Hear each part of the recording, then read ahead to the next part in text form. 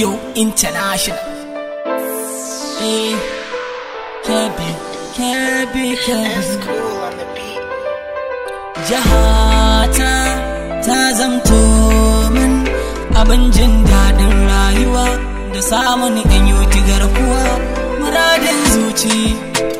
Jihar Kebbi mun datan gwamna mai dubu na azanci dan yayi mana gyara yanzu Kebbi ba makunci.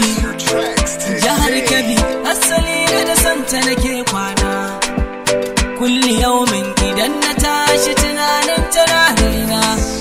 Santa ya zamtamkar abinci ya zarta jini zagawa.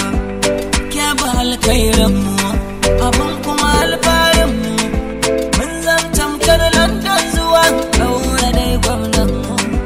Yau Kebbi ta gyaro har zaman lafiya ya samu, har yanzu jiharmu fagen kyauta zarcewa. Wa za ta kai ki a raina kin zarcewa, ko za a karni akan jihar Kebbi za da tsayawa. Kebbi ce jihata tarkon santa ya kama ni, ya mini da baibayi wani shafin ya shinge ni.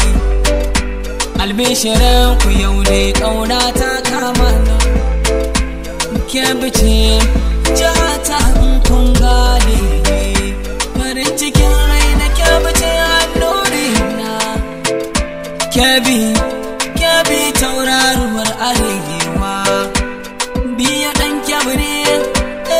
Yau na cika buri, dole in yi misali ko in yi inkari, domin kin zama abin da ba zan yada ba. Idanu suna buƙatar su ganki ne Kebbi, cikin ƙasa Kebbi dai ke haskawa. Kebbin dai ita ce tauraruwa, sai mu haɗe kanmu tun da gwamna yana aiki. Masarautu ilimi ruwan shahar ma da wuta, manoma su ma yau na ji suna fari. Kebbi ta mu ce abin faharin al'ummarta, gwamna namu ne auren gwanda amanar mu.